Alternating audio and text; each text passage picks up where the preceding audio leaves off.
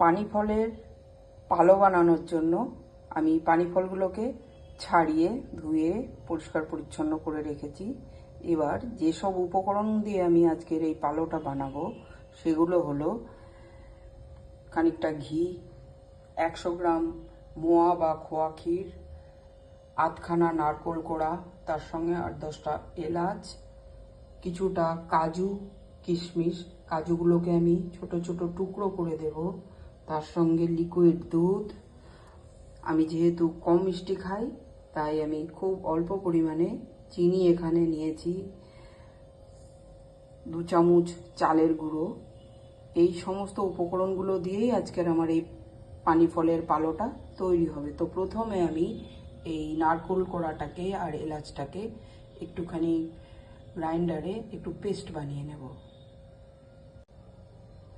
নারকোলটা paste করার জন্য আমি কোনো জল ইউজ করলাম না, ওই যে লিকুইড দুধটা ছিল তারই কিছু অংশ আমি এখানে দিলাম, যাতে করে নারকোলটা খুব সুন্দরভাবে আমি পেস্ট করতে পারি।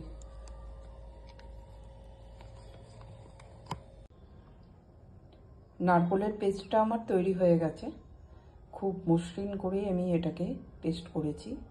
এর মধ্যেই এবার আমি একটু একটু করে পানি ফল ছাড়ানোগুলো আমি আবার পেস্ট করব। এরই মধ্যে যদি একটু কঠিন মনে হয় তাহলে আবারও সেই দুধ দিয়েই কিন্তু আমি এটাকে পেস্ট করব।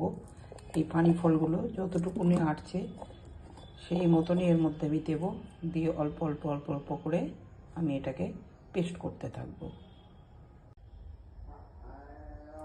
পানি ফল আর নারকলের তার সঙ্গে এলাচ দিয়ে আমি এই সামান্য সামান্য দুধ দিয়ে আমি পুরো পেস্টটাকে তৈরি করে রাখলাম। এই পালোটা তৈরি করবার জন্য 1 কেজি পানি ফলের পালোটা তৈরি করবার জন্য আমি এখানে 1/2 লিটার দুধ নিয়েছিলাম। তো বাকি যে দুধটুকু রয়েছে সেই দুধটুকু আমি এখন ফোটাতে দেব। দুধটা অলরেডি ফুটে গেছে, এর মধ্যে আমি 2 চামচ গাওয়া ঘি দিয়ে দেব।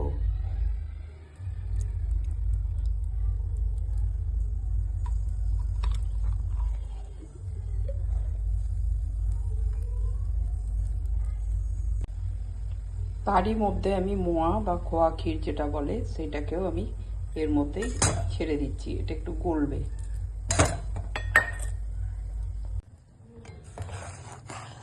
চাছিটা দুধের সাথে প্রায় মিশে গেছে।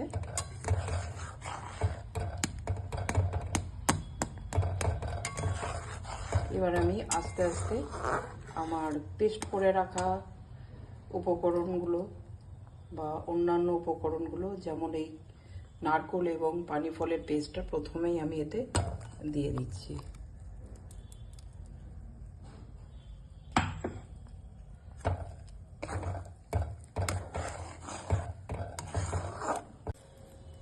সঙ্গে চিনিটাও আমি এতে দিয়ে দিলাম। ইচ্ছা করলে হালকা একটু লবণও এতে দেওয়া যায়, যাতে মিষ্টিটা কিন্তু ব্যালেন্স হয়ে যাবে। আমি কিন্তু 1 চিমটি লবণ এখানে আমি দিয়ে দিলাম। এবার এটাকে ঘন ঘন নাড়তে হবে, তা না হলেই কিন্তু তলায় লেগে যেতে পারে। এর সঙ্গেই কাজু কিশমিশটাও আমি কিন্তু এর মধ্যে দিয়ে দিলাম। আমি এই চালের গুঁড়োটার মধ্যে একটু সামান্য জল দিয়ে একটা গোলা তৈরি করে দিচ্ছি, সেটা ওর মধ্যেই দেব।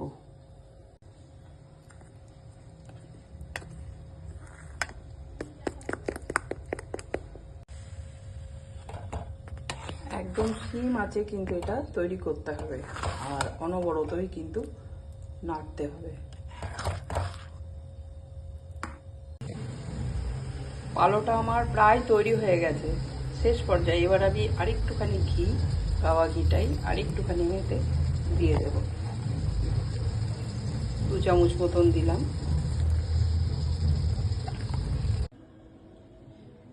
পালোটা তৈরি হয়ে গেছে, ওটাকে আমাকে ছড়াতে হবে।